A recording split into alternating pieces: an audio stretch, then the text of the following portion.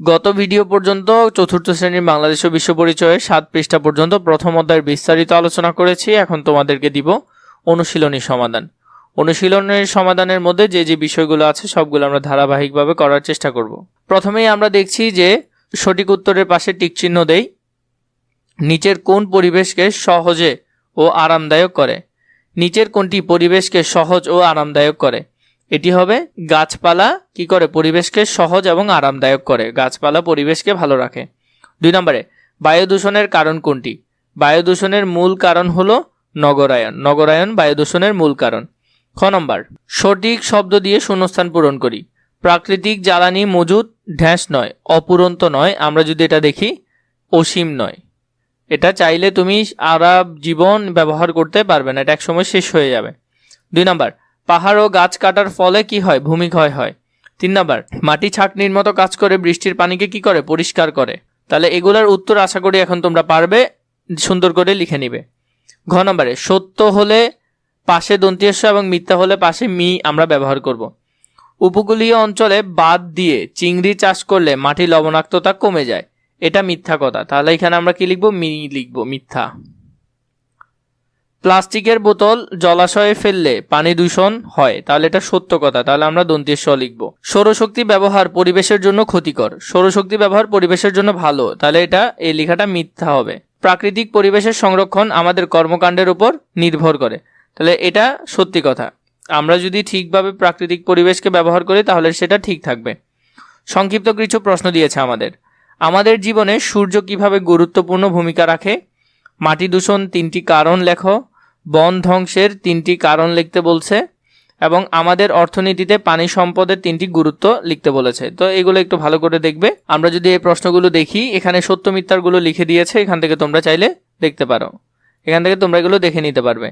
সংক্ষিপ্ত প্রশ্নের মধ্যে প্রথমে আমাদের জীবনে সূর্য কিভাবে গুরুত্বপূর্ণ ভূমিকা রাখে, আমি ছোট করে লেখার চেষ্টা করেছি যাতে তোমাদের জন্য সুবিধা হয়। সূর্য আলো ও তাপ দেয়, উদ্ভিদ খাদ্য তৈরি করে এবং জীবন ধারণে সাহায্য করে। 2 নম্বর মাটি দূষণের 3টি কারণ লেখো। পলিথিন ফেলা, রাসায়নিক সার ব্যবহার করা এবং শিল্প বর্জ্য। 3 নম্বরে বন ধ্বংসের 3টি কারণ। বন ধ্বংসের 3টি কারণ গাছ কাটা, বসতি স্থাপন, জ্বালানির জন্য কাঠ ব্যবহার। আমাদের অর্থনীতিতে পানি সম্পদের 3টি গুরুত্ব, যেমন কৃষিকাজে পানি লাগবে, মৎস্য চাষে লাগবে, বিদ্যুৎ উৎপাদনে লাগবে। এগুলা আনসারগুলো তোমরা সুন্দর করে নিজেরা লিখে নিবে। এরপরে যে কোয়েশ্চেনগুলো আমাদেরকে করেছে সেগুলো হলো বর্ণনামূলক প্রশ্ন। প্রাকৃতিক ও সামাজিক পরিবেশ কিভাবে একে অপরের উপর নির্ভরশীল সেটা আমরা দেখব।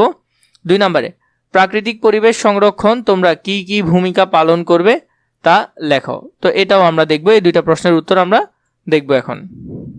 প্রথম অবস্থায় দেখো, আমি তোমাদের বোঝার জন্য ছোট করে আনসার প্রথমে দিয়েছি, পরবর্তীতে তোমরা যাতে পরীক্ষায় বিস্তারিত লিখতে পারো তার জন্য বিস্তারিত আনসারও দিয়েছি। তার মানে এই প্রশ্নগুলো আমি ডাবল তোমাদের জন্য এই প্রশ্নগুলো আমি কালেক্ট করেছি ছোট আকারে, বড় আকারে, যাতে তোমাদের জন্য খুবই সুবিধা হয়, যাতে তোমরা একটা পড়ে বুঝতে পারো আর একটা হলো পরীক্ষায় যাতে লিখে আসতে পারো। মানুষ প্রাকৃতিক পরিবেশ থেকে খাদ্য, পানি ও বাসস্থান পায়। আবার মানুষের কাজের মাধ্যমে প্রাকৃতিক পরিবেশের ভালো বা খারাপ হয়, তাই দুটি পরস্পরের উপর নির্ভরশীল। 2 নাম্বার প্রাকৃতিক পরিবেশ সংরক্ষণে তোমরা কি কি ভূমিকা পালন করবে?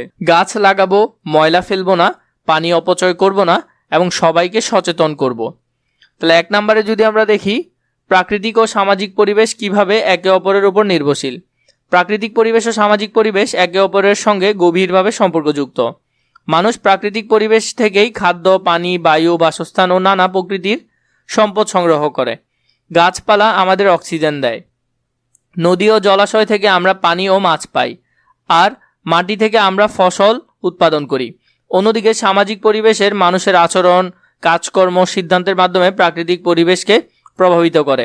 মানুষ যদি গাছ কাটে, নদী দূষণ করে বা প্রাকৃতিক সম্পদের অপচয় করে তাহলে পরিবেশের ক্ষতি হয়।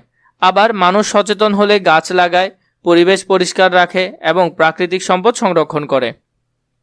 তাই প্রাকৃতিক পরিবেশ ছাড়া সামাজিক পরিবেশ টিকে থাকতে পারে না এবং সামাজিক পরিবেশের আচরণের উপরেই প্রাকৃতিক পরিবেশের ভালো খারাপ হয়। এই কারণেই দুটো পরিবেশই পরস্পর উপর নির্ভরশীল। প্রাকৃতিক পরিবেশ সংরক্ষণে তোমরা কি কি ভূমিকা পালন করবে? প্রাকৃতিক পরিবেশ সংরক্ষণে আমরা সবাই গুরুত্বপূর্ণ ভূমিকা পালন করতে পারি। আমরা নিয়মিত গাছ লাগাবো এবং গাছ কাটতে নিরুৎসাহিত করব। রাস্তাঘাট, নদী, পুকুর বা খোলা জায়গায় ময়লা ফেলবো না এবং অন্যদেরও ময়লা ফেলতে বাধা দেব। পানি অপচয় করব না এবং প্রয়োজন ছাড়া বিদ্যুৎ ব্যবহার করব না। পলিথিন ও প্লাস্টিক ব্যবহার কমিয়ে পরিবেশ বান্ধব জিনিস ব্যবহার করব। পরিবেশ বান্ধব হলো পরিবেশের সাথে খাপ খায় এমন কোনো জিনিস, যেমন প্লাস্টিক পরিবেশের সাথে খাপ খায় না, সেটা কখনোই পচে না। পাশাপাশি পরিবার ও বন্ধুদের মধ্যে পরিবেশ রক্ষার বিষয়ে সচেতনতা তৈরি করব। এভাবে ছোট ছোট কাজের মাধ্যমে আমরা সবাই মিলে প্রাকৃতিক পরিবেশ সংরক্ষণ করতে পারি। এভাবে করে তোমাদের বাকি অধ্যায়গুলোর যদি পর্ব প্রয়োজন হয় আমাকে নিশ্চয়ই কমেন্ট করে জানাবে।